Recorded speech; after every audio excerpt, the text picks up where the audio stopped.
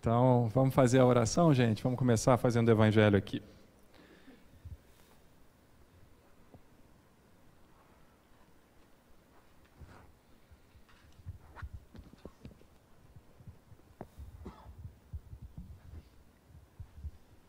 Bem-aventurados os pobres de espírito. Orgulhosos, que éreis antes de serdes nobres e poderosos. Talvez estivesseis abaixo do último dos vossos criados. Curvai, portanto, as vossas frontes altaneiras, que Deus pode fazer se abaixem, justo no momento em que mais as elevardes. Na balança divina, são iguais todos os homens. Só as virtudes os distinguem aos olhos de Deus. São da mesma essência todos os espíritos, e formados de igual massa todos os corpos. Em nada os modificam os vossos títulos e os vossos nomes. Eles permanecerão no túmulo e de modo nenhum contribuirão para que gozeis da ventura dos eleitos.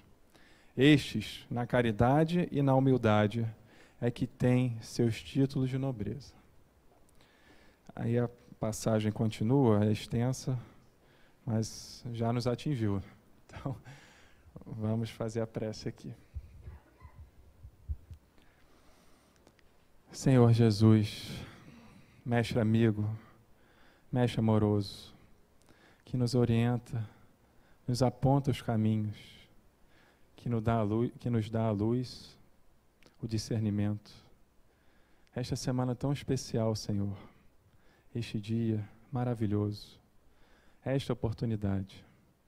Estamos aqui para lhe agradecer esta reunião amorosa, a permissão deste tempo, desse espaço, para que juntos possamos caminhar, desenvolver e ampliar cada vez mais o nosso conhecimento e principalmente o nosso amor, amor ao próximo, amor a nós mesmos e amor a Ti, Senhor. Pois sem Ti nada somos, nada seríamos. Conduza nosso trabalho na tarde de hoje. Graças a Deus. Bom, é hoje que a gente termina o assunto, eu acho, né, Ricardo? Eu acho que é. Esse assunto de morte, de sensação pós-morte e tal. A gente está caminhando bem aí para isso. Se eu não estou enganado, a gente... Ah, tá ali. Lá. A gente fala de perturbação espiritual, já acaba isso. Isso. Reencarnação e justiça da reencarnação. Então a gente entra já em reencarnação. Tem um rabinho aí de perturbação espiritual, né? E é isso. É legal a sequência do livro, né? A gente viu a vida como encarnado, depois a vida, a transição para o mundo espiritual, as consequências disso, como é que é e como é que não é, o plano espiritual, e a gente vai entrar em reencarnação, que é a continuidade. Então, são questões aí bem já imersas no nosso tema, no nosso assunto, que é o Livro dos Espíritos 1, questões importantes para a gente seguir, tirar todas as dúvidas que possam existir. E vamos em frente, né, Nelson? Já estamos mais da metade do curso, né? Mais da metade. Eu estava observando que faltam, eu acho que 13 aulas só. Só 13? 13 aulas. 13 aulas são 3 meses e um tiquinho. Tem um feriado, né? Aí? Porque a gente, na verdade, a gente não tem 4 aulas por mês, agora que estou me lembrando. A gente tem 3 aulas por mês. Que vai ter um feriado em agosto, em setembro, outubro e novembro. Um em cada. 7 de setembro, quinta. Agora me lembrei por quê. Outubro é o quê? 12 de outubro. E novembro, sei lá. 15. Finados, dia 15. É isso. Então a gente vai ter uma aula a menos por mês, são umas 13 aulas só. 13 aulas mais a despedida. Tá? Não, a melhor parte. Olha ela dizendo que a melhor parte é acabar, é embora, a despedida. Olha isso. É aí que a gente pega a criatura, né? Dia da despedida da comida. Ai, a melhor parte. Graças a Deus acabou, né? Às vezes o inconsciente está lá e solta uma que você revela. Não, mas é um dia bom sim, com certeza.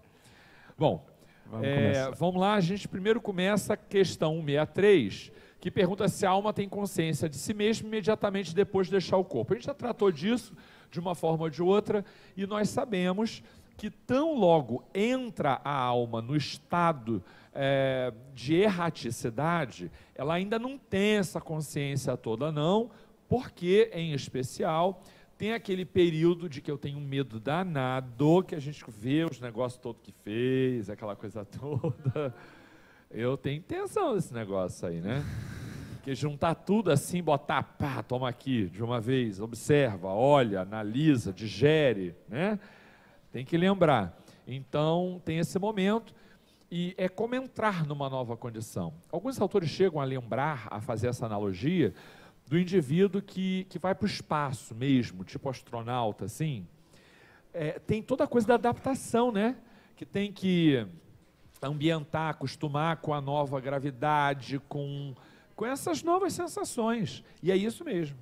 Exatamente isso. É uma relembrança, né? Que a gente não tem a noção exata de como é que é o plano espiritual, mas lá é a nossa realidade. A gente vive lá, talvez mais do que aqui normalmente, em média.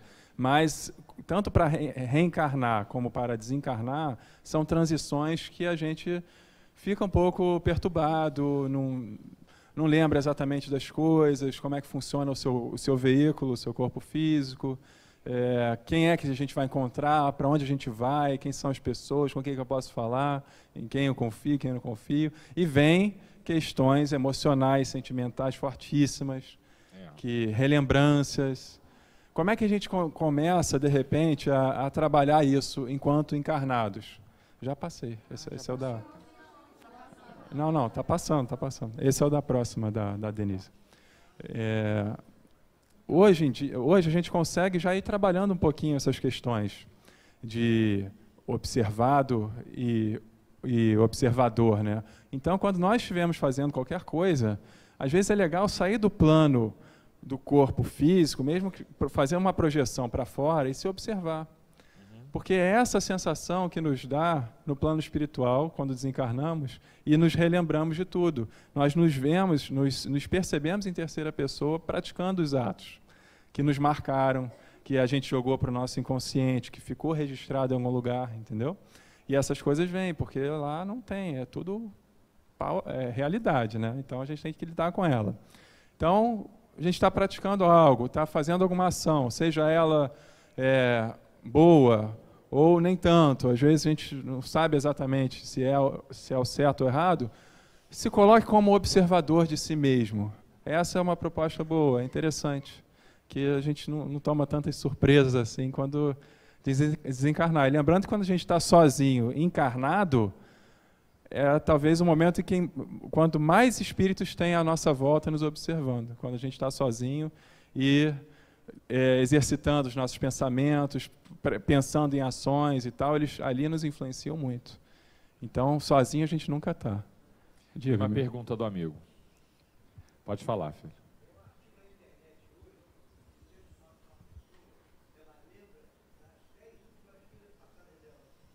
Ele está fazendo referência a uma notícia que ele viu de uma pessoa que lembrava das suas últimas encarnações. Isso existe, você sabe que não é a regra, não é tão comum, mas existe sim.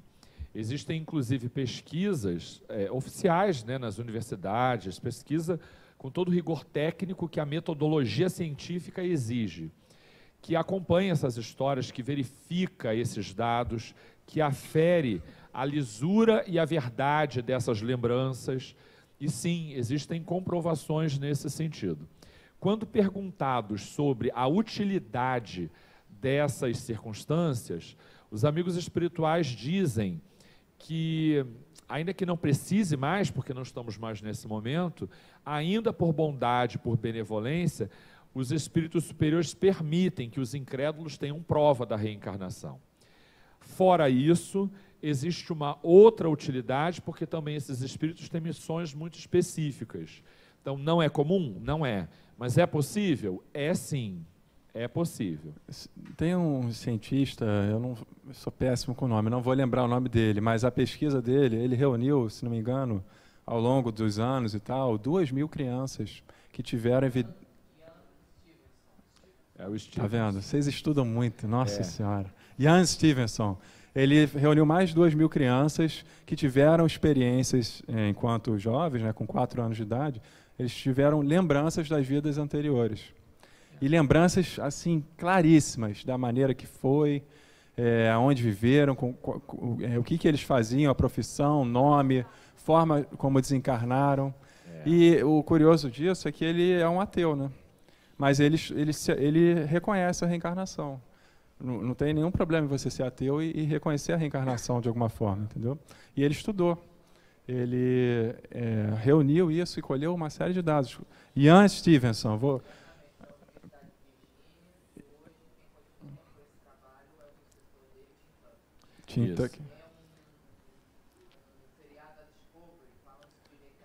Isso. Tem um seriado na Discovery. A gente tem um aluno enciclopédico, que vocês viram que ele é um menino, assim, ele é uma pessoa especial no bom sentido da palavra, né? Porque pode fechar o Google essas aí. Coisas todas. Fecha o livro dentro da cabeça agora, né? Que lembra de tudo. Vou contar para vocês, uma vez, minha filha tinha 4 anos, a gente nunca tinha ido ao centro do Rio. Centro, assim, eu nunca a havia levado ao centro da cidade, aquele miolão ali, né?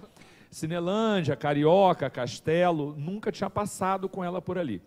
A gente estava vindo de Copacabana e agora não tinha ainda o túnel novo do Marcelo Alencar, a gente não ia para ele, a gente tinha que entrar obrigatoriamente no momento da obra à esquerda e pegar ali 1º de Março, aquele pedaço ali, né?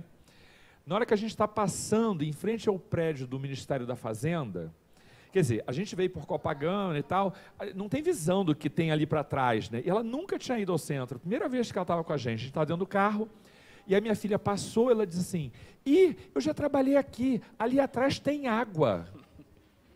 Ali atrás tem água, eu trabalhava ali e eu vinha por aqui, olha, e ficava vendo a água ali.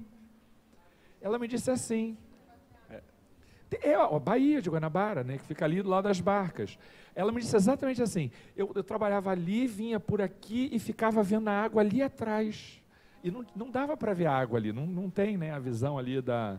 Não tem. Achei aquilo tão curioso que ela falou assim, espontâneo, também não fiquei, fazendo, né?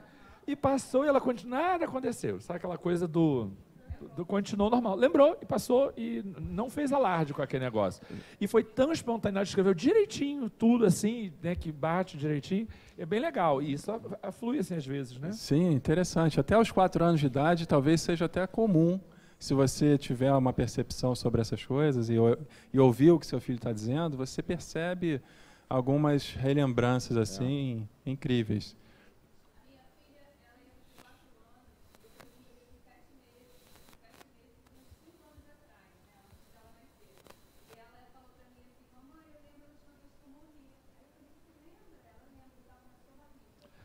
A filhota está falando, né, da lembrança. Eles lembram. Então, isso a gente...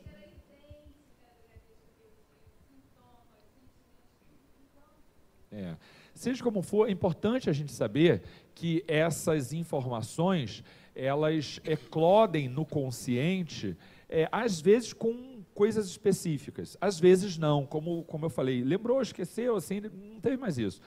Importante a gente não supervalorizar, porque os miúdos acabam fechando esses canais de lembrança, porque a gente faz tanto estardalhaço que aquilo passa a representar uma experiência emocional marcante, difícil, traumática. Isso acaba dificultando novas lembranças. É importante lidar com essas questões espirituais com naturalidade, porque, em geral, alguns deles lembram, falam. Às vezes a gente não tem como aferir isso, outras vezes tem. Seja como for, leva com naturalidade, digere aquilo e vida que segue. É a melhor maneira de lidar para que eles não fiquem traumatizados. Olha, uma vez apareceu para a gente uma criança que dizia assim, ele falou uma coisa, contou um negócio, e eu perguntei, que eu sempre pergunto, porque pai e mãe tem que estar sabendo das coisas. Você conversou sobre isso com o papai, com a mamãe e tal? Porque não pode a gente chegar e tratar com questões que o pai não conhece, a mãe não conhece. Tem que ter cautela nessa orientação da evangelização.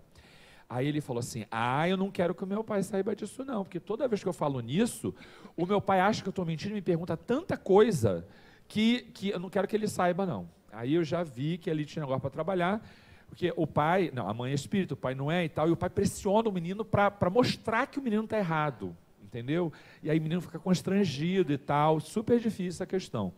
Mas, viram, a partir disso ele já não quer mais falar. Ainda está falando aqui, porque muitos nem sequer falam, eles realmente bloqueiam e não querem mais falar. Tá bom? Exato. Então tá bom. Tem mais alguém levantou? Não, né? Então vamos seguir, Nelson? Vamos seguir. A minha amiga chegou. E o que você está nesse escuro aí, minha amiga? Bonita desse jeito? Então tá bom. Tá vendo aí pela TV. Depois tá você frio. vem pra cá, que a gente gosta de você aqui na frente, tá, minha linda? Então é isso. Eles responderam, né, que a alma passa algum tempo em estado de perturbação. É mais ou menos o que a gente já vem falando aqui. O conhecimento do espiritismo exerce alguma influência sobre a duração mais ou menos longa da perturbação. Quer dizer, o Allan Kardec está perguntando, o conhecimento do espiritismo exerce alguma influência? O que vocês acham? Como qualquer conhecimento, como qualquer estudo que você desenvolva na sua encarnação, toda essa bagagem é levada. Por isso que o conhecimento é importante. Ele sobrevive ao túmulo, né? Se a gente pode dizer assim. Todas as outras coisas perecem por aqui, as coisas materiais. Então, é importante o conhecimento espírita, já que estamos aqui falando dele, com certeza. Vocês estudando, elucidando mais esses assuntos, abrindo a cabeça sobre esses temas e tal, não vai facilitar vocês, de repente, a lidar com a morte de terceiros ou de si próprio? Com certeza. Vocês vão... Medo do estudo, medo de estudar. Olha, eu penso... É natural. 5% da população do Brasil é espírita, né? 5%? Dizem, o resto não. O Trigueiro diz que esses dados estão muito desatualizados. Então, eu não sei com que fonte ele diz isso. Porque a gente não tem uma coisa... Tem o último, mas que é antigo, né? E ele fala que não é mais isso. Bom, ele é jornalista, ele deve ter alguma fonte que diga isso. Mas ele diz que está bem desatualizado. Nós somos mais do que aqueles. E não temos mais aquele perfil econômico que o último censo mostrava. Já mudou. É o que ele diz, Tá. É normal, é natural você ter medo desses assuntos, porque são assuntos que mexem com questões morais, com questões de relacionamento, com questões íntimas, religiosas. Mas as pessoas, a maioria delas, ainda estão um pouco fechadas para esses assuntos. Não é natural você sentar numa mesa de bar e conversar sobre...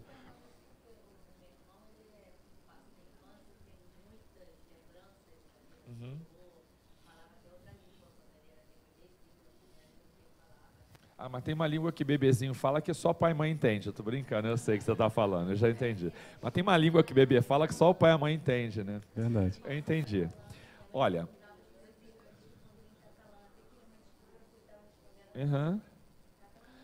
Deixa eu te falar uma coisa rapidinho. Você sabe que muitas vezes do que a pessoa tem medo não é de espírito, não é da doutrina. O que a pessoa tem medo é do que ele tem de fazer porque com aquilo se comprometeu. Então, o receio da doutrina, o receio de falar de espírito é menos às vezes de espírito do que ele sabe que em tomando contato com aquele conteúdo vai abrir um caminho de trabalho que ele sabe que é desafiador. É um inconsciente que muitas das vezes impede o indivíduo de adentrar com mais vigor nas questões doutrinárias, porque ele sabe que logo em seguida está vindo ali o compromisso, e muitos fogem por conta disso. Vale lembrar André Luiz, cujos percentuais dos preparatórios de nosso lar para trabalhos mediúnicos são absurdamente não cumpridos. A maior parte dos trabalhadores que encarnam para fazer os trabalhos não dão conta de fazer. Outros dão conta, mas não em percentual assim significativo das suas tarefas. E os bem-sucedidos em absoluto contam quase nenhum. E o erro não é de planejamento, o problema é de responsabilidade assumida em plenitude diante dos desafios da vida, que são graves e severos. Então nem sempre é medo de espírito não, tá? Nem sempre. Passa de novo, que chegou mais gente lá atrás. Então, vamos seguir, Nelson. Então, o conhecimento é importante, mas tem uma ressalva aqui. a prática do bem, a consciência pura, são o que maior influência exerce. Exatamente. Porque a gente não pode cair também na história de que só o Espiritismo salva, só a igreja que salva e tal. Tem pessoas que jamais tiveram contato com o Espiritismo e são pessoas que estão num grau evolutivo bem adiantado, mais do que muitos de nós aqui, de repente. E o Espiritismo, como a gente falou na primeira aula, é um instrumento, é uma ferramenta que nos auxilia. Mas quem é que conduz essa ferramenta, quem é que dirige, somos nós. Por mais que eu e Nelson falemos aqui 3 anos, 10 anos seguidos, vocês ouçam e venham, a atitude da mudança parte de vocês, parte de mim, parte dele, é um processo individual. E tem uma coisa, Ricardo, que é importante, que assim, o conhecimento da doutrina abre 2 caminhos, do ponto de vista do reconhecimento de si mesmo após desencarnado.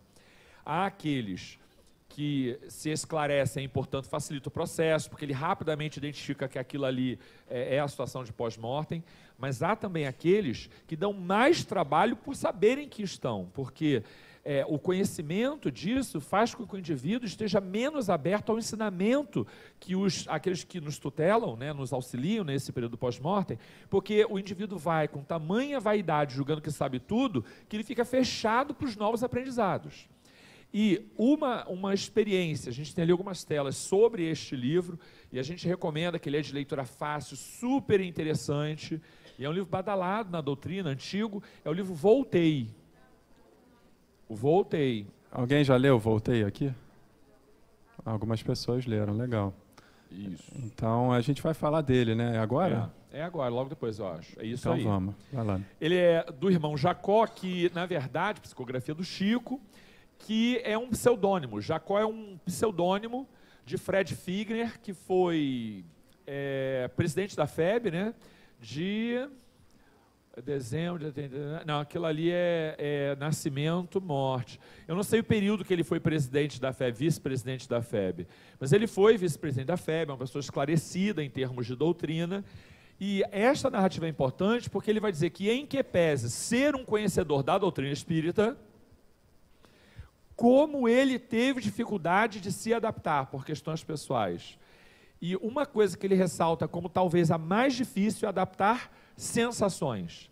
A visão é diferente, a maneira como a pessoa se comporta, como se locomove, o pensamento é diferente, porque a gente está acostumado, quanto mais materializado, né, mais a gente fica preso aos órgãos sensoriais. O exercício, escuta, da mediunidade é um exercício fabuloso para essa adaptação, porque você aprende aqui como encarnado a fazer uso de um instrumento que não é material, é espiritual.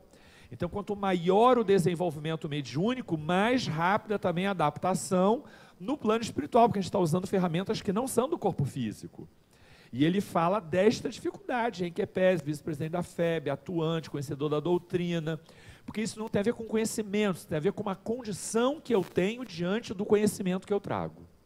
A gente tem que sempre se perguntar o que nos motiva a buscar a casa espírita. De repente, o irmão Jacó, na época que ele conheceu a doutrina, ele estava muito entusiasmado, estava muito motivado a toda a ciência por trás, aos estudos e tal, e tal. Mas, com o passar dos anos, com todos aqueles trabalhos que demandavam a responsabilidade e tal, será que a motivação dele, íntima, era a mesma desde o início? Ou, de alguma forma, ele foi, vou lá porque é a minha obrigação ir lá, e ponto. Eu não tenho mais uma relação tão íntima, amorosa com a doutrina espírita de quando eu entrei. Nós, trabalhadores, temos que tomar muito cuidado com isso. Sempre quando eu estou andando para cá, do carro, eu penso essas coisas. Mas o que está realmente me motivando a vir? Será porque eu assumi um compromisso, eu tenho que estar aqui nesse horário, tal dia, tal hora, independente de qualquer coisa, do meu estado de espírito e tal? A gente precisa exercitar esses raciocínios, senão você entra no automatismo que nos leva a uma mesmice, e essa mesmice nos leva às sombras. A gente acaba caindo por isso. Então, busquem uma motivação interior real, verdadeira e permanente para virem e realmente falar, não, eu vou porque eu sou um seguidor de Jesus Cristo, dos seus ensinamentos, eu estou ali para aprender, para estudar, para me desenvolver, para conhecer pessoas novas, eu sei que é importante para mim, eu preciso estar lá. Aí, se vocês fizerem isso, esse trabalho todo dia, e vocês talvez não vão cair como o irmão Jacó caiu ali no início da sua desencarnação. É importante a gente estar firme, atuante. Mas ainda que você venha, até porque você tem esse compromisso, eu acho que isso é importante, porque às vezes você tem a influenciação para que você abandone esse caminho de luta. É isso, como você está dizendo, a vinda é sempre útil, né? A vinda é sempre útil, mas não é só estar aqui que nos leva a alguma coisa. Tem pessoas que vêm de corpo presente, mas com a mente ausente, com a cabeça em tal lugar, mas está, por questões protocolares e tal, de que aquele horário, né? Mas não, então você tem que vir, se entregar, se abrir, querer estar, é diferente. Com certeza. Tem dia que dá preguiça. E tem dias, que sabe não, eu digo mais. Eu digo mais, tem dias que você vai ser demandado por outras funções em casa, que você tem que saber priorizar isso.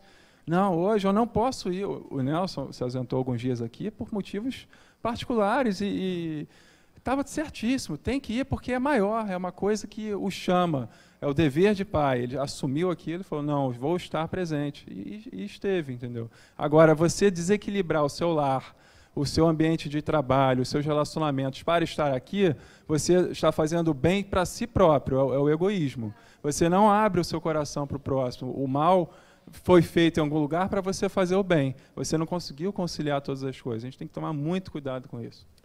O irmão Jacó é um trabalhador fabuloso do ponto de vista da sua realização, a sua biografia, digamos, daquilo que ele realizou em vida. É uma história linda de coisas importantes que ele realizou dentro da FEB e na sua casa espírita. O problema é que a gente sempre observa a questão do ponto de vista mais quantitativo do que qualitativo. E eu não estou nem referindo ao tipo de trabalho, não. Porque, vamos lá, vamos supor que a pessoa tenha compromissos com a infância. É uma hipótese, só isso. Só uma hipótese, não estou nem falando do livro. Mas vamos supor que alguém tenha compromisso com a infância. Alguém que venha para evangelizar, para ser professor de criança, compromisso com a infância, de uma forma total. E ele realiza coisas ótimas, mas não é este trabalho. Veja, o trabalho é bom, o bem está sendo praticado, mas o resgate que ele precisava fazer e planejou para aquela vida não vai acontecer tal como previsto. Ou seja, aquele trabalho que ele realizou, ainda que um bom trabalho, ele não tem a força qualitativa de resgate, de recompensação ou até de reintegração com a lei divina, tal como os outros trabalhos que ele realizou também no campo do bem. Entende o que a gente está falando? Então, é nesse sentido que a gente nunca sabe que tipo de atividade que a gente realiza na vida que nos dará mais mérito para desencarnar de uma maneira equilibrada. A gente sabe isso no inconsciente, a gente tem lá, mas no consciente a gente não sabe disso. A gente vai falando aqui de coisas muito interessantes, porque a gente faz o bem, mas a gente não cobra uma contrapartida pelo que está sendo feito. Não existe essa contabilidade. Eu dei 70 passes na semana, eu sou médio, sei o quê. Se eu não tiver amor no coração, como alguém da cantina que entrega ali, não só o alimento material, mas os fluidos, a si mesmo, e doa, talvez aquela atitude simples de dar uma fatia de um bolo para alguém, é muito maior do que eu que fico ali dando os 70 passos. Sabe? Não é a quantidade, é a qualidade, é o que você se entrega. É o Cristo que se manifesta em você naquele momento, porque você é um instrumento dele. A gente tem que se colocar nisso o tempo todo. Ninguém aqui cura ninguém. Quem cura é Deus, através dos médios da casa, entendeu? Agora, se você não tiver a cabeça humilde de aceitar isso como uma realidade, que você só é um servo e só faz a sua obrigação, porque é a obrigação que foi assinado, você combinou isso. Você fez um pacto com os espíritos antes de reencarnar, da casa. Eu vou servir. E gratuitamente, eu não quero nenhuma contrapartida. Porque se você entrar numa de, não, agora eu fiz, eu quero, minha filha está doente, mas lembra que eu fiz lá na casa espírita aquele dia? Vocês vão curar ela por causa disso? Eu estou cobrando. Olha só que loucura. Mas se você não cair no amadurecimento e perceber isso, você inconscientemente acaba colocando tudo em balança, e é um problema sério. Uma das marcas do exercício mediúnico bem exercido é a não cobrança. Quem cobra pelo trabalho mediúnico, se tem, logo perde a assistência dos bons espíritos. Porque quem cobra, e muitos médios têm a assistência espiritual, mas desde o momento que mercantilizam a atividade mediúnica, perdem em absoluto qualquer assistência. E porque, muitas das vezes, influenciados para isso negativamente, fingem continuar tendo um contato que não mais o tem. A gente tem que tomar cuidado, que mediunidade de qualidade é mediunidade gratuita. Às vezes chega gente nova aqui e pergunta assim, como é que funciona tal coisa e tal? A gente explica, é assim, assado, tem o custo, não sei o quê. Quanto é que custa isso? Quanto é que custa aquilo? Que a pessoa já vem, às vezes, de experiência que de tudo se cobrou. Uma coisa impressionante. Não se cobra em atividade mediúnica. Aliás, o que vocês pagam senão comida, o que é bastante razoável nesta casa. A gente dá o que a gente quer e pode. Se pode, quando pode. Ninguém aqui pede nada. E se pedir, fala, porque cagueta que está errado. Tá? Não pode, não tem nenhuma notícia disso aqui. Não pode pedir dinheiro para o exercício mediúnico. Se alguém pedir por aí, em qualquer lugar, ou aqui também, vocês podem dizer, porque não pode. Nem dinheiro, nem favor, nada. Nenhuma contabilidade, direta ou indireta. Eu não estou te pedindo nada, não, mas olha, eu tenho um restaurante ali, vamos almoçar lá. Né?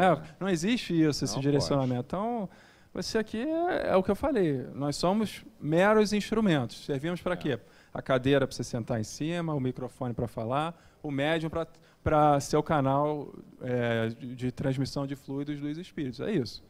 Qualquer coisa além disso, você já está influenciando o trabalho. A nossa casa tem o bom hábito, de oferecer na cantina para os palestrantes que vêm um lanche. Cadê o povo da cantina? É verdade ou não é verdade? Não é? O palestrante, não paga o lanche e tal. Eu não aceito não pagar lanche, mas eu vou deixar de comer porque fiz um trabalho que é minha responsabilidade. Não tem isso. Agora, claro, é um visitante e tal, é um carinho que eu acho razoável. Agora, assim, se eu estou na cantina, tem que ver lá o que a Iraci orienta, que eu não sei o que ela fala, mas se o povo da cantina, eu fico olhando com cara de boca, a gente paga, porque você não faz mais a sua obrigação de fazer o trabalho de falar. Não tem isso, não tem vantagem pelo trabalho. Pronto, falei minha opinião. Isso aí devia estar, né? Bota o povo para pagar antes de comer, porque não tem essa de não pagar isso e aquilo. Gente, agora tem o congresso, né? Vai trabalhar no congresso? Vou. Vai. Pagou a credencial? Claro, já tá lá, a gente paga tudo, não tem essa. A Iraci compra a credencial dela. Escuta, a Iraci compra a credencial dela. Tá entendendo? Todo mundo compra, não tem essa de não pagar nada, não. Porque o trabalho mediúnico não pode ser moeda de troca na vida, na vida social. Não pode. Vamos ao irmão Jacó, então? Olha, tem uma história assim, mais ou menos. A gente podia fazer uma leitura. O que você acha, Ricardo? Está bem pequenininho, né? Porque está pequenininho e são umas 8 telas, eu acho. Então vamos fazer uma leitura. Eu vou ler esse aqui. Tá. Irmão Andrade, esse aqui, o guia espiritual. Esse é o irmão Jacó, gente. Prestes a desencarnar, tá? Seu guia, o guia espiritual, o Andrade, o ajudou no desencarne. Ele sentiu 2 corações batendo. A visão alterava-se, sentia-se dentro de um nevoeiro enquanto recebia passes. A consciência examinava acertos e desacertos da vida. É o que o Nelson falou aqui. A consciência examinava acertos e desacertos. Os laços estão soltando, estão afrouxando, e aquelas questões inconscientes começam a vir à tona, buscando justificativas para atenuar as faltas cometidas. Ou seja, já estava ali, está me incomodando, estou me sentindo mal, vou criar uma justificativa para isso. Olha só a mente da pessoa desencarnando. Vou criar uma desculpa para que eu não sinta o que eu estou sentindo agora, em vez de deixar o trabalho seguir, né? É o processo. Isso já é um traço de personalidade que justifica o que a gente vai ver depois. Então, vamos lá.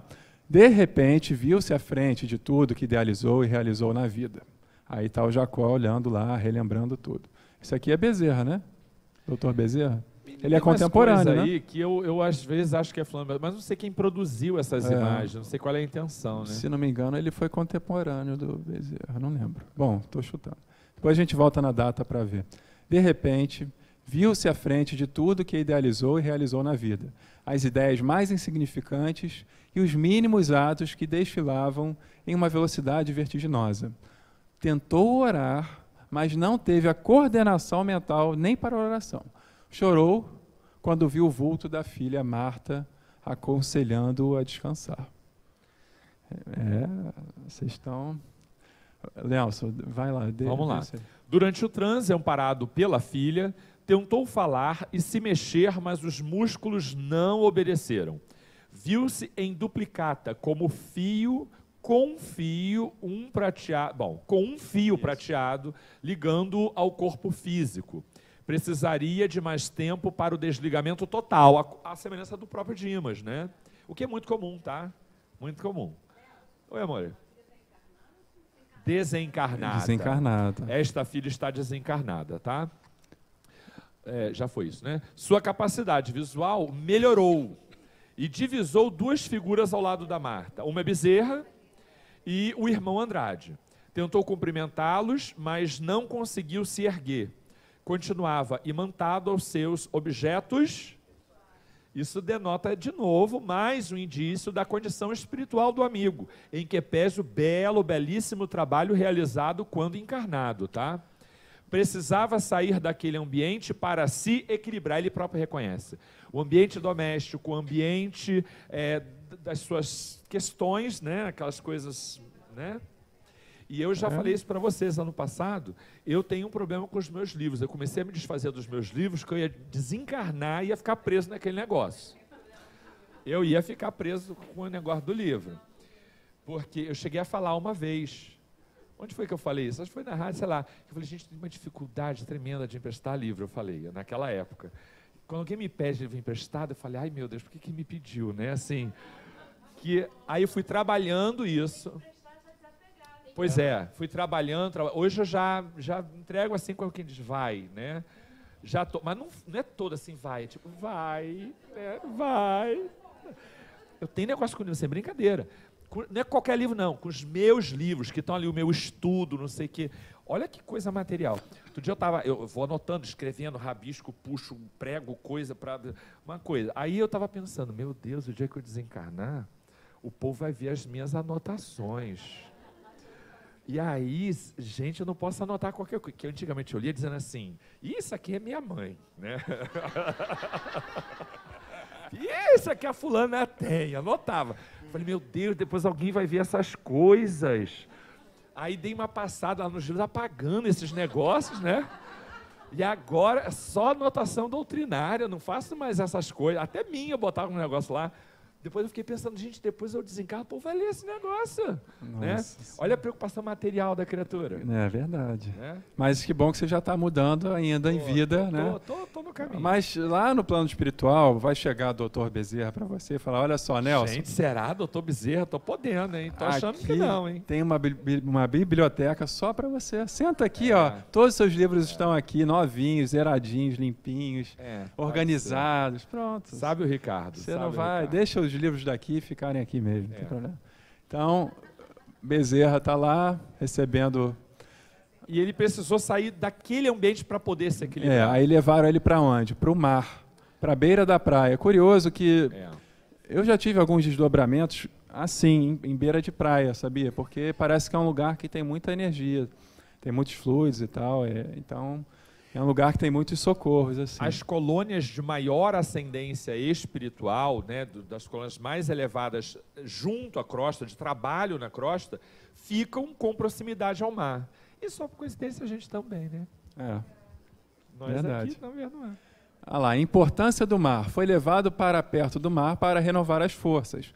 As dores desapareceram, descansou, enfim. Legal que a filha está ali, né, velando, tá, o próprio Bezerra, ele tinha cartaz, está vendo? Vice-presidente da FEB, não é qualquer coisa não, o cara estudou mesmo, foi a fundo. Anos e anos, né? Teve a sensação de haver rejuvenescido e notou que estava com trajes impróprios, na ilusão de encontrar alguém encarnado, ou seja, ele ainda estava na dúvida, não, mas espera aí, eu vou ficar com essa roupa. O que é desencarnado, o que é encarnado? estava ainda se adaptando, talvez, né? Talvez ali já não estava mais tão perturbado, mas já estava numa adaptação do que vestir, como se comportar e tal. É típico, é uma transição, gente, é normal. Contar uma história rápida. Dona Ivone tem um caso de um parente que passava por muitas dificuldades de doença. E aí ela intuitivamente recomenda: anda de manhã, vai andar um pouco na praia, anda pela água, com o pé na água e tal, pegando o sol da manhã e tal. E numa reunião mediúnica, ela foi confrontada por um espírito que diz: por que você foi falar para fulana fazer isso? Porque agora ela todo dia fazendo isso, eu tenho mais dificuldade de me ligar a ela para conseguir dela o que eu queria. Porque aquilo que ela consegue ali ao longo da manhã, naquela caminhada, e refletindo sobre a vida, pensando sobre o poder que tem a natureza, isso gerava uma ambiência que dificultava a atuação dele. E ele brigando: por que você foi fazer isso e tal? Então, olha a importância que tem um contato com a natureza. A gente tem tão pouca natureza perto da gente, cada vez menos, né? A ver tão perto e tão longe. É verdade, gente. É incrível. Ela tinha um processo obsessivo e, por conta disso, o obsessor não conseguia mais atuar. E ele ficou danado da vida por conta da orientação que ela deu. Perfeito. Tem a história do abraçar árvore. Olha, você tá com a gente quando a gente foi abraçar árvore? Não, né? Não. Uma vez a gente foi arrumar casa, que morreu de vergonha. Aí o cidadão: sejam bem-vindos, a gente precisa de Sejabá, vem falar do congresso, não sei o quê. Claro, o primeiro passo, vamos passar pelo passo, tal, passa. Daqui a pouco, não sei o que da árvore. Como assim? Abraça a árvore. E eu com vergonha de abraçar a árvore, né? Eu digo: jura, precisa? Aí eu abraçando a árvore com vergonha. Tinha que abraçar o tal da árvore. E aí o colega que estava com a gente, não é você não, né? Eu lembrei, foi Pietro. O Pietro de boa, abraçou a árvore, ficou ali. Falei: meu Deus, o Pietro há uns 3 minutos já com aquela árvore. E eu com vergonha na fila, que vergonha de abraçar a árvore. Tinha um povo que fazia fila para abraçar o diacho da árvore. Tu não tem ideia, depois eu te conto. Mas essas coisas são importantes para a gente tratar também a natureza como sujeito, e não como um objeto qualquer que a gente corta e joga fora, tá? A gente tem que amar tudo, não só os seres humanos, como os animais, as flores, as árvores. Por que não? É um exercício, né? É um exercício, é simbólico isso, entendeu? Tem o quê? Desculpa. Paudalho. O que é paudalho? Não conheço. É uma árvore? Tem paudalho. Entendi. Um dia eu vou lá, que agora eu já estou com menos vergonha. Menino, vou lá. São coisas simbólicas que exercitam esse relacionamento, entendeu? A gente não precisa, né? A gente pode pensar um pouquinho neles também, né? Que legal, nem conheço, nunca tinha ouvido. Também nunca tive. Na volta para casa, vestiu um terno cinza. Uma senhora encarnada que caminhava em direção a eles passou sem que nada ocorresse de ambos os lados. Recomposto da surpresa, acho que eles atravessaram o outro, né? Foi informado que estão em dimensões diferentes, porque, repito, ele ainda não percebeu isso com clareza. No velório, também está recém-desencarnado, projeções mentais dos presentes provocavam-lhe mal-estar e angústia. Isso é mais recorrente do que a gente imagina, né? Toda hora estão falando desse negócio, da nossa vigilância e tal, durante o velório. Entre companheiros, finalmente liberto do corpo, Jacó visitou o seu lar e o seu núcleo de trabalho. Abraçou amigos, seguiu em direção à praia para se reunir com outros espíritos recém-desencarnados também. Durante o trajeto, ficou preocupado, né, por não lembrar de vidas passadas, porque ele achou que assim, né, já está lembrando de tudo, não é bem assim não. E por não saber onde iria morar. Sua filha garantiu que tudo seria solucionado pouco a pouco. Lembrar de Joana. Joana não sabe, ela veio sabendo aos poucos e também dizendo aos poucos para Divaldo. Então, é tudo devagar, é uma adaptação.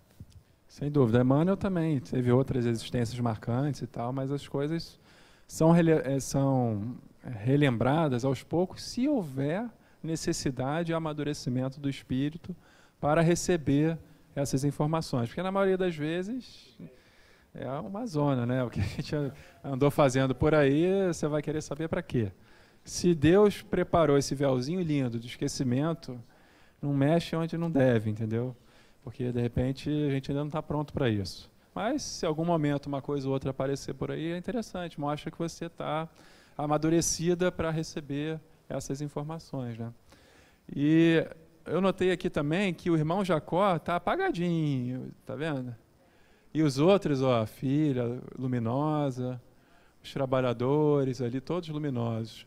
Ele ainda não deixou a luz se manifestar, ainda não conseguiu chegar ao ponto da sua plenitude, da sua inteireza, da harmonia de si, para que ele viva realmente como um espírito. Ainda está vivendo com laços materiais, ainda está na dúvida, ainda está titubeante, ainda não assumiu essa realidade, que é a matéria opaca a pessoa. A gente falou disso em uma outra aula, né? Mas, em essência, em verdade, somos luz, somos dessa natureza. A quantidade de matéria em cima que fecha. Ah lá. Aí levaram ele para passear lá nas zonas umbralinas. Para passear é ótimo. Para passear, ele está passeando, gente, pelo amor de Deus. Ó. Aqui. Está passeando escoltado, ó. Bezerra, turma lá, todo mundo.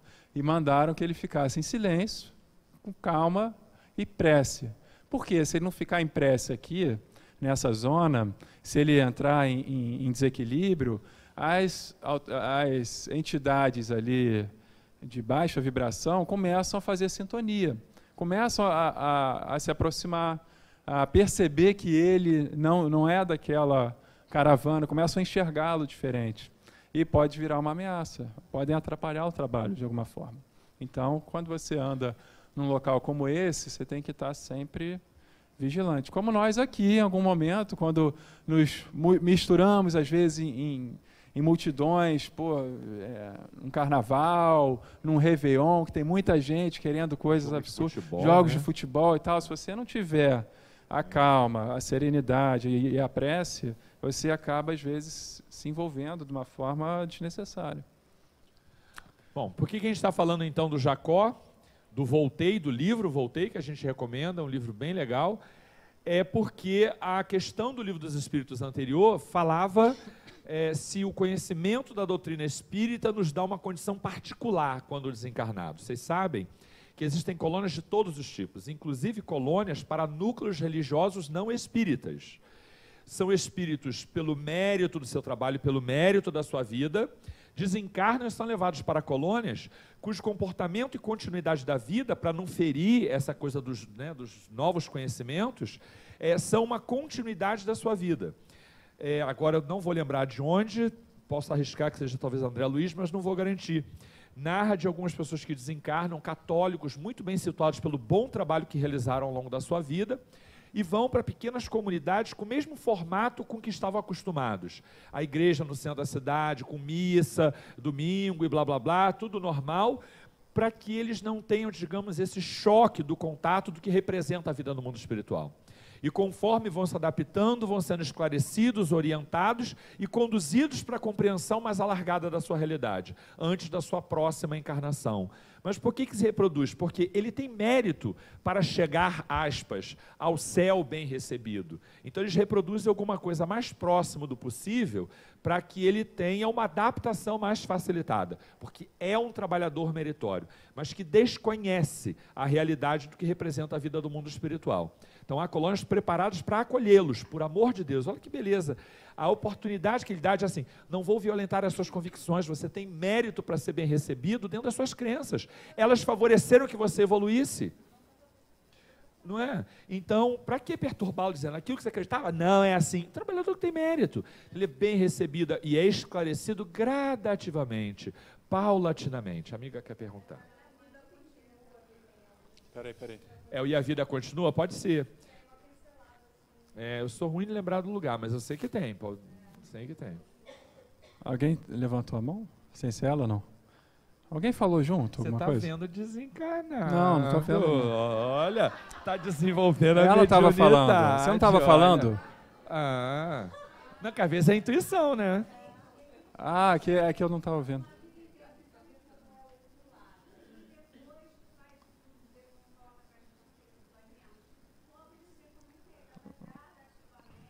Ah, tem gente que prefere de uma vez, assim. Tá bom.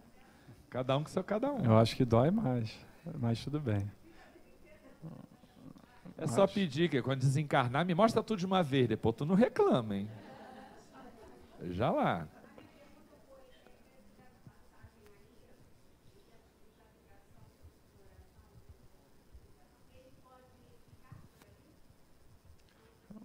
Aqui no umbral que você está dizendo, se você está perguntando se o irmão Jacó ele pode ficar no umbral. Olha, eu não digo que não. Ele talvez volte lá a serviço do Pai, mas na condição atual dele, acolhido pelos irmãos de luz, ele está subindo. Subir é bom, ele está subindo. Ele está indo para algum lugar. Olha lá, reparem que a trajetória deles é... Não. Ele desencarnou, ele saiu do quarto, foi para a praia, foi ao velório, né? Ele chegou aí ao velório. Depois, passando pelas zonas umbralinas na direção de uma cidade espiritual, quer ver? Aí, mais ou menos equilibrada. Aqui que ele ficou, entendeu? É onde ele seria talvez a morada dele, transitória, lá no plano espiritual aqui. Paisagem diferente, olha lá.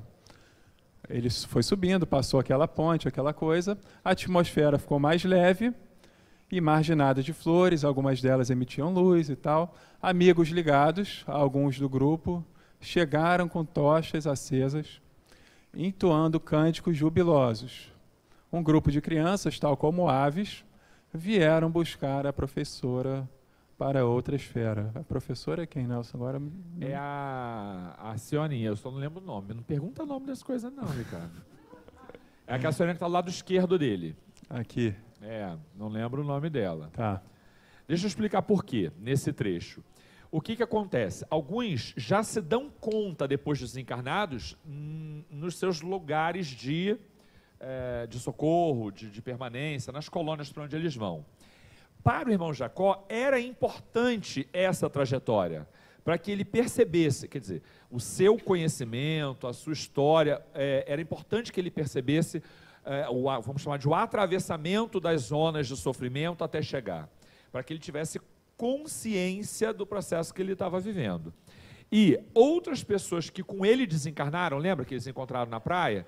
Eles vão juntos, eles são socorridos juntos, mas nem todos ficam naquela reunião. E alguns são conduzidos dali para outros lugares. Então eles fizeram um tourzinho, alguns deles e tal, né, e foi deixando o povo. E outros foram e ele ficou nessa colônia.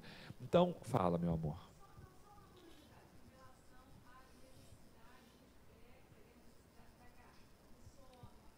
Necessidades, né? Sono, fome e tal.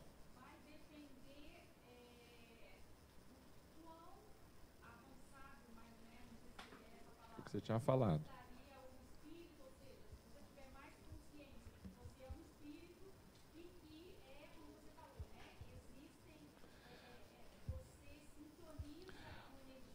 Bom, resumindo, essas necessidades físicas, como comer, dormir e daí por diante, elas dependem só de evolução do espírito? São duas coisas. Uma evolução, sim, o espírito mais evoluído tem menos necessidades materiais, mas não é só isso, é também adaptação. No nosso lar, há a orientação de que a sopinha, aquela aguinha ralinha lá que eles tomam e tal, que negócio sem graça, que não é igual a cantina do Seja, nem a comida da nossa casa, mas não é uma necessidade física, né, a dona Laura explica, é uma necessidade, vou chamar, mental do espírito, quer dizer, é da consciência do espírito. Então, romper muito rapidamente com isso, às vezes, o que não quer dizer que ele não tem uma evolução moral, entendeu? É a adaptação dele. Ele fala que demorou, mas olha ali, foi logo depois do enterro dele, foi rápido. Ele que tinha uma expectativa muito diferente. Foi muito rápido, se você for pensar. Exatamente, ele tinha uma expectativa lá em cima, porque ele era o bambambam da febre, não sei o que, do espiritismo. Mas, se você for pensar nos livros de André Luiz, por exemplo, nos exemplos que existem, de desencarnes, em que a pessoa está lá em zonas infernais, umbralinas, pesadas e tal, você vai ver a história daquele espírito, era um homicida, era um pedófilo, não sei o quê, pessoas muito, sim, mais voltadas para o mal do que o irmão Jacó. Quer dizer, o irmão Jacó se equivocou em algumas coisas, em questões talvez como o orgulho e tal, talvez tenha pesado isso para que ele não tivesse assim subido de uma vez, né? Mas foi natural, eu acho que foi, né, Nelson? Se for ver. Então entendeu que é uma questão de evolução, mas também de adaptação. Isso não tem a ver só com moralidade, é uma questão de adaptação. Olha, você percebe isso, essas diferenças na vida. Aliás, a última vez que eu fui à Serra, eu passei muitíssimo mal. Tem pessoa que tem mais dificuldade mesmo, são questões, eu até diria biológicas. Isso pode também influenciar, não é só a questão moral, em que pese ela seja mais importante. Agora o Kardec tem uns comentários, eu vou ler aqui para vocês. Por ocasião da morte, tudo a princípio é confuso. De algum tempo precisa a alma para entrar no conhecimento de si mesma. Ela se acha como que aturdida no estado de uma pessoa que despertou de profundo sono e procura orientar-se sobre a sua situação. Ele está meio que resumindo a história do irmão Jacó que a gente viu até agora. A lucidez das ideias e a memória do passado lhe voltam à medida que se apaga a influência da matéria, que ele acaba de abandonar, e à medida que se dissipa a espécie de névoa que lhe obscurece os pensamentos. Então, é uma relação direta. Quanto mais ligado à matéria, menos o plano espiritual vai se abrir para você, tanto como o encarnado como o desencarnado. É óbvio que, vamos pensar nos desencarnados, tá? Desencarnou, sou ligado à matéria e tal, eu vou querer viver como tal, como um ser materialista, um ser do mundo ainda, mas eu já não sou mais daqui. Então, os espíritos que nos amparam, nos orientam, nos auxiliam a cada instante, nos conduzem para um raciocínio diferente, nos apresentam uma realidade, nos mostram como que a gente deve se comportar, o vestir, né? Essas questões básicas ali que vocês viram no irmão Jacó, a alimentação, que depois não há, né? Você não precisa se alimentar, o espírito não se alimenta de nada, o espírito, né?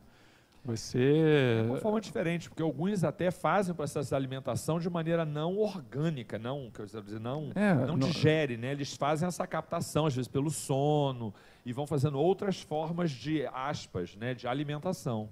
Sim. Tem também a viagem daquela sopinha e tal, mas ainda é quem tem necessidade da ingestão do alimento, né? Tem pessoas que querem vinho, querem carne, querem galinha morta, porque eles estão muito ligados a essas questões ainda, entendeu? Agora, quando você vai caminhando, subindo e tal, você não precisa mais desses alimentos.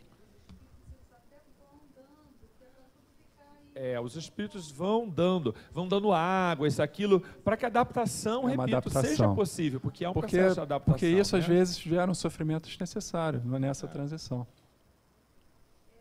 Uma vez eu já frequentei o Ramatiz, e eu lembro que lá teve uma das palestras, e estavam falando justamente sobre esse tema e tal, e uma das coisas que eles falaram assim foi, quando o espírito está nesse momento de perturbação, que ele não sabe se desencarnou ou não, procure a casa espírita, né? Tipo assim, procura a casa espírita onde você está. Isso. Os espíritos que desencarnam e não se dão conta de que estão desencarnados, eles vão lidar como se, aspas, vivos estivessem, porque vivos eles estão mais do que nunca. E a busca da casa espírita facilita isso, né? Aqueles que têm alguma autonomia e têm liberdade para transitar. Uma vez em trabalho mediúnico, um espírito se manifestava pela médium e ele estava dialogando. E de alguma forma, o orientador veio ajudando ele a perceber que ele estava desencarnado. E quando isso, depois de vários dias de trabalho, chegou a ser dito para ele, ele disse, você está mentindo, como eu estou morto, eu estou aqui, eu estou falando, né? Porque na cabeça dele, morrer era o nada. Não dizem que ele está, tudo aquilo não é morte, então não acreditava que ele estava morto e tal. Aí eles fazem a experiência de ele deslocar do corpo da médium e ver que corpo ele estava usando para poder dialogar. E quando ele vê aquilo, ele pergunta assim, mas que tipo de droga vocês estão me dando? Porque ele tudo, menos ele acreditar que aquilo ali era uma manifestação mediúnica. Então a resistência, às vezes, porque há pessoas que passam vidas inteiras acreditando que não tem nada depois da morte. Então ele desencarna, encontra alguma coisa, ele não consegue acreditar que aquilo é morte, então, por isso ele acha que está vivo. É tudo estranho, mas a perturbação mental é tão grande que ele julga estar vivo. Entende? Tem um livrinho do André Luiz, né? que ele via pessoas mortas, né? Quer dizer, mortas, desencarnadas, deitadas no túmulo, achando que a morte era aquilo, que eles tinham que ficar ali, deitados, dormindo. Né? Porque eles conviveram com isso a vida inteira. Eles achavam que a morte era isso, morreu, vou dormir para sempre, vou ficar ali. E não é. André Luiz chega a chamar isso de uma segunda morte. Que é uma segunda morte meio que voluntária dele, porque ele deseja estar naquela condição. Ele não precisava estar ali, mas ele morre e é como se tivesse morrido de novo. Né? Em todo o processo de desencarne, o espírito ele recebe assistência, pode acontecer todo o processo de desencarne, toda pergunta que começa com todo o processo de desencarne, já está fadado a dizer que não.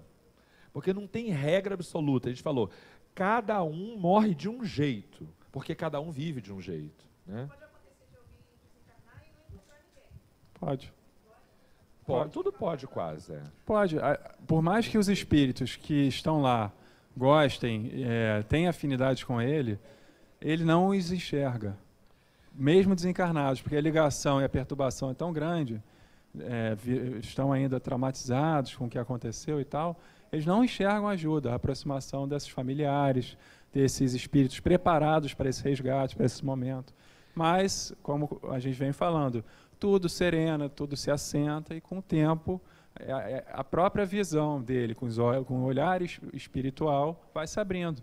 André Luiz treinava a visão dele para olhar dentro dos corpos, ele começou a desenvolver isso. São percepções que vão se apurando, entendeu? Quando você nos pergunta se a gente desencarna, se a gente sempre vê, não vê, eu vou dizer assim, sempre você estará assistida. Isso dá. Isso, sempre sim. E sempre, não diria, mas quase sempre estarão os seus parentes, entes queridos que têm condições de te ajudar, porque mais evoluídos. Agora a pergunta é, você sempre vai vê-los? Não necessariamente. O livro novo da Sueli Caldas, que eu fiz referência à aula passada, que conta a questão da mediunidade de visão, ela diz assim, a mediunidade de Divaldo é fabulosa porque a possibilidade da visão não é uma questão de ver ou não ver. Para ele ver, é necessário que ele queira ver, que o espírito queira se mostrar e que o fluido dos dois seja compatível para que isso aconteça. Então, o espírito encarnado, que pela mediunidade tem a clara evidência de ver quase tudo, ele tem, digamos, uma mediunidade complexa que lhe favorece isso. Outros vêm aqui, vêm ali, vêm de vez em quando, vê só isso, vê só aquilo. Uma vez uma pessoa veio dizer, por que eu só vejo desencarnado sofredor? Eu não vejo um e tal. Porque a natureza do fluido que ele ainda carrega, que ainda não trabalhou pela via mediúnica, lhe favorece ver ainda só espíritos dessa natureza, por compatibilidade fluídica. Não tem a ver com condição moral não, hein? Tem a ver com compatibilidade do fluido, que vai ser refinado, trabalhado com a experiência mediúnica. Então, nesses casos, a pergunta é se ele vai ver, porque se ele estará acompanhado sempre, ninguém morre desassistido. Estará com seus parentes? Provavelmente sim. Vou vê-los? Não sei, talvez sim, talvez não. Isso vai depender dessas condições. Tá bom. Mesmo que você desencarne junto deles, cada um desencarna a vida, né? Cada um segue a sua trilha, cada um dentro da sua condição. Ainda que em desencarnos coletivos a ansiedade pelo outro é muito grande, que por misericórdia tendo o mérito, a gente em geral fica meio junto. Mas se essas condições forem muito distantes, vamos ver, muita coisa pode acontecer. Muito variável o tempo que dura a perturbação que se segue à morte. Você vê, varia totalmente. Pode ser de algumas horas, como também de muitos meses, e até de muitos anos. Aqueles que, desde quando ainda viviam na Terra, se identificaram com o estado futuro que os aguardava, são os em quem menos longa ela é, porque esses compreendem imediatamente a posição em que se encontram. Então, é isso que a gente já está falando, né, gente? Isso aqui eu acho que já foi. Vocês têm alguma dúvida em relação a isso? O tempo mais ou menos longo e tal, vai depender muito das questões morais. Aquela perturbação apresenta circunstâncias especiais de acordo com os caracteres dos indivíduos e principalmente com o gênero de morte. Aí ele dá uns exemplos aqui. Nos casos de morte violenta, suicídio, suplício, acidente, apoplexia. Apoplexia é o AVC na linguagem antiga. Ferimentos e tal. O espírito fica surpreendido, espantado e não acredita estar morto. E naquela pesquisa daquele... Qual é o nome? Ian? Stewart. Já esqueci o nome. Você vê que as crianças, eu acho que a maioria das crianças ali que tem essa relembrança são de mortes traumáticas na vida anterior. Ele conseguiu compilar essa estatística.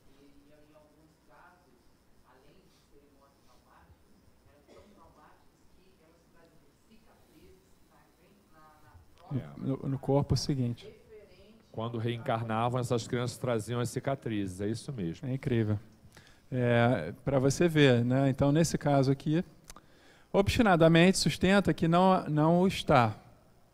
Agora eu me perdi. Não está ele acha que está morto e eles juram que não estão mortos. Não está, né? exatamente. É o caso da mesa mediúnica, é o caso das crianças.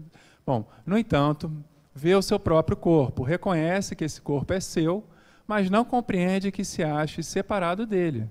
Acerca-se das pessoas a quem estima, fala-lhes e não percebe porque elas não o ouvem. Imagina isso, deve ser intrigante, né?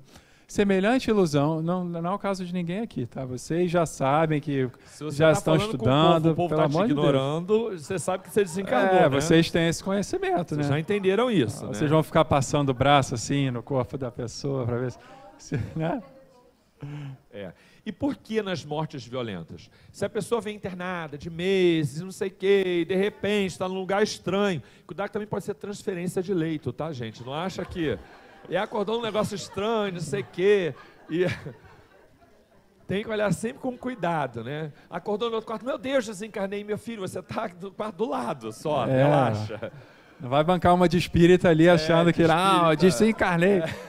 Eu não desencarnei nada, você está vivo, calma. Porque... E aí está no lugar, não sei o quê, e está bem.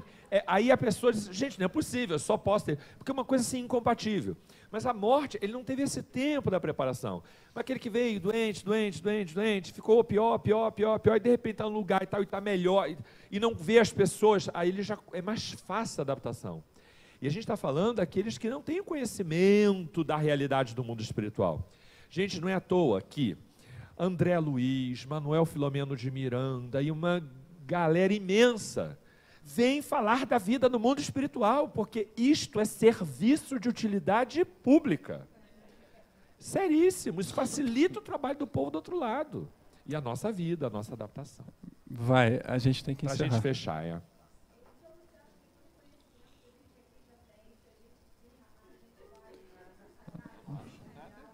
Eu não ponho a minha mão no fogo por ninguém, não, gente. A pergunta de você acha que com o nosso conhecimento a gente já se identifica? Não. Eu sei lá da tua vida, amiga.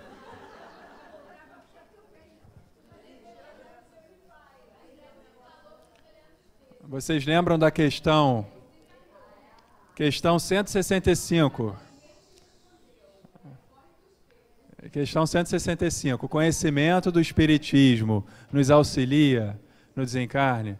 Sim. Mas isso é tudo? Não. A prática do bem, do amor, da caridade, da entrega e tal. A fé conta muito mais. Conta muito mais. Porque não é o Espiritismo que salva. Posso só fechar desmontando? É que você não tinha chegado. Desmontando a crença da amiga. Ela disse, menina, é só você se olhar no espelho se você se vê porque você não está morta. Deixa eu te explicar que no plano espiritual também tem espelho, querido. E você vai se ver, você vai se enxergar. Mas é um espelho da natureza daquilo lá. Ah, tá. Você está em casa, ninguém te responde. Se você se olhar no espelho, não se vir. Tá bom, tem gente que demora a entender que dá para se ver também. Tu vai no enterro lá, quem é que está morrendo? Eu não sei. Aí tu vê, o corpo parece com o meu, aquele ali. Será que sou eu, não é? Tu começa a associar várias coisas, não tem erro. A ficha cai, tá? Uma hora vai cair. Tem gente, não acredito, ninguém me contou que eu tinha um irmão gêmeo, né? Igual a mim, morto, que isso, vamos rezar. Aí tá, né? Mas... Bom, gente, acho que já deu o nosso horário, a gente tem que ir. A gente não falou da reencarnação, mas a gente tem tempo, a gente está adiantadinho, né? Tem problema. Aqui, então, tá bom. Alguém quer fazer a prece final? O Nelson. Gente, mas que coisa horrorosa.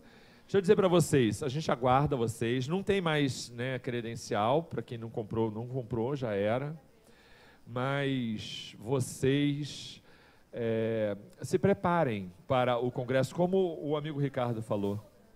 Ah, você tem uma credencial sobrando para quem quiser, olha só. Ela quer, já vendeu. Aí, pronto, está vendida. Se alguém levantar a mão, já começa o leilão aqui. Tô brincando, gente. Mas é isso mesmo. Então não tem, mas se preparem. Porque a gente faz tanta coisa, corre tanto, senta lá, vê, assiste como se fosse só uma... E de tudo que a gente sabe, tudo que a gente ouve, o congresso, os congressos, essas atividades espirituais de grande complexidade, são oportunidades benditas de aprendizado, de cura, de libertação, de desobsessão, de tanta coisa, porque a mobilização é muito grande. A gente está aí há 3 dias, estou fazendo conta errada, sexta, sábado, domingo, há 3 dias a gente já teve algumas reuniões desdobradas para tratar desses serviços, né? Já tivemos algumas reuniões. Isso tudo faz parte de um planejamento complexo, por amor, por afinidade, por dedicação de tantos amigos desencarnados.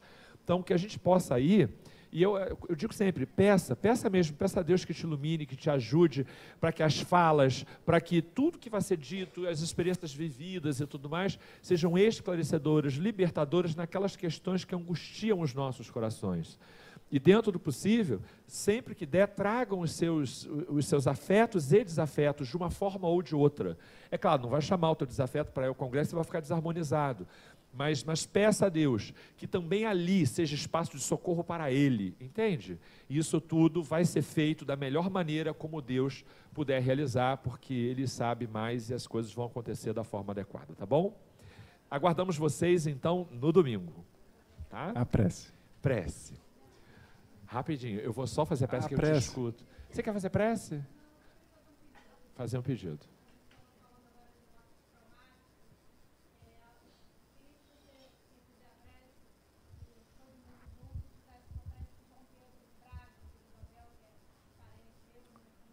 Uhum. Todo mundo sempre sofre, né? Nenhum desencarne é simples.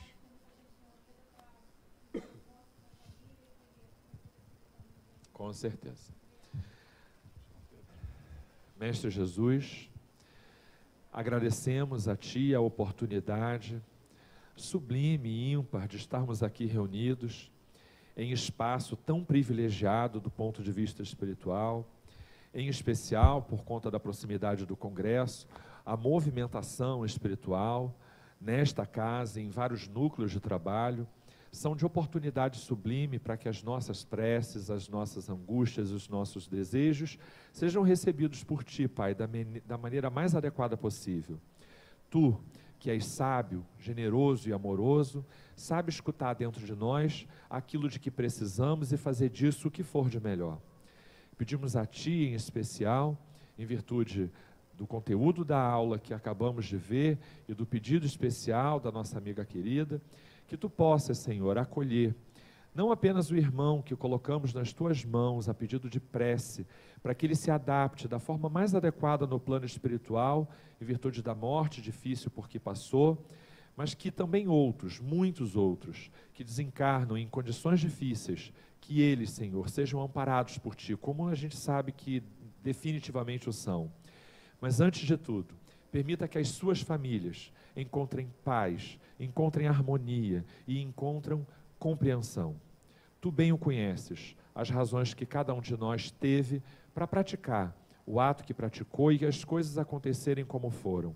Mas pedimos, Senhor, como sempre, a Tua misericórdia, o Teu auxílio, a Tua bondade, e que a gente possa, num processo de compreensão, fazer das experiências de dor ou não, qualquer que seja, desses processos de desencarnação uma oportunidade de crescimento, porque assim estaremos alcançando inevitavelmente a tarefa que viemos aqui realizar, a tarefa da evolução.